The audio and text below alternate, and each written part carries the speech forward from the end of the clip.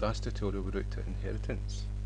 What we've done is created a base class called dog, a derived class called pitbull and poodle, and we inherited the dog class for poodle and pitbull, and what the dog class had was the general characteristics of a dog, which all dogs have. And what was put in poodle and pit dog, they were both dogs, is what was different from them for a normal dog, a general dog. So it made it more specific. And you can see that both inherited the dog class. So I created a Jack Russell class. It was a class on its own. It didn't inherit the dog class. So what we need to do was retype all the code we had in dog class, plus what made a Jack Russell specific to a Jack Russell. So what's wrong with that is you had to rewrite the dog, the code in the dog class every time you wanted a class with a dog. And so object oriented is so that you can write a piece of code once, and whenever you do, it's like for a dog or anything else, but when you want to do a dog, you inherit the dog class. And so it could be a whole list of things a dog has. You don't have to think about what's general to a dog and rewrite that code.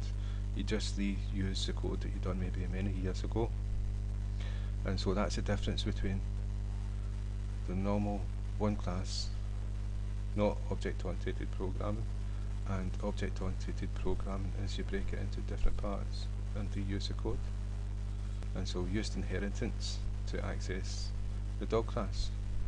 What we're going to look at today is access modifiers.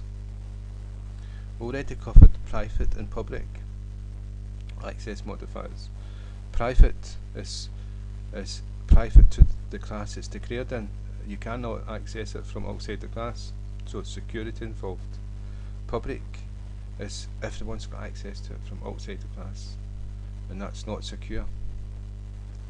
Right, so the problem we've got with these two here is if we inherit the dog class for poodle or pitbull, then if it's private, we won't have access to the members of the dog class because of the security reasons, and that's not good. And if we make it public, then we will have access, but everyone else will have access to it, and we don't want that either. And so there's another two commands. One's called protected and the other one's called internal,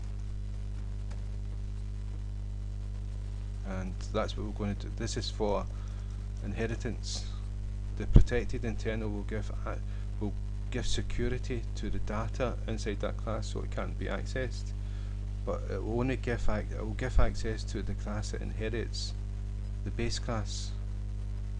And so it will still be secure, but only the derived class to the base class will be able to inherit, will be able to access those members which we want to do.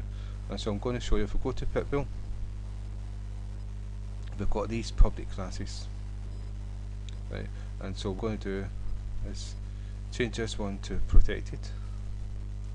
If we put them to private, we wouldn't have access to them, and that's no good. So it's not pitbull I'm going to, it's dog. These have to be public, right? And so it's dog class, the one we're going to inherit, the base class. So if Ready change this to protected, then this one's still public, this one's protected, and this one is internal. So you've got two, and we're going to change this one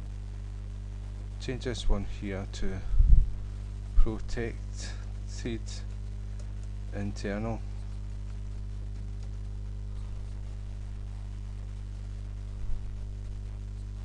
So you can use the two keywords together. Right, that's it. That's the access modifiers. So if we go back to the pitbull, we'll be able to access these. So go to the private pitbull will be called bool. So if we go bool, if we go back to the pitbull can access them in here. What we have is tail. Well, what I'm going to do is we've got this here. We're going to put tail in here. Tail. And so we should be able, and it's telling you you've got access to it. And it's telling you it's from dog class and its tail. So let's run the program and it should print out tail. Yes, it's got a tail. That's, if we put back,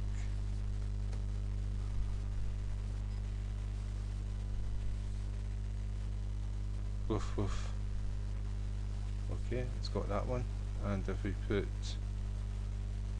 what else was it? Tail, ears. Ears.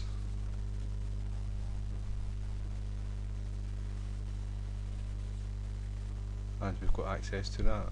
And so that's access modifiers for inheritance, internal and protected.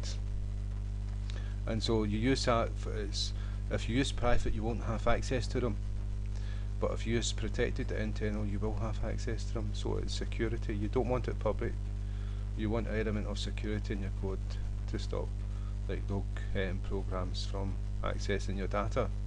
And so that is access modifiers. So again,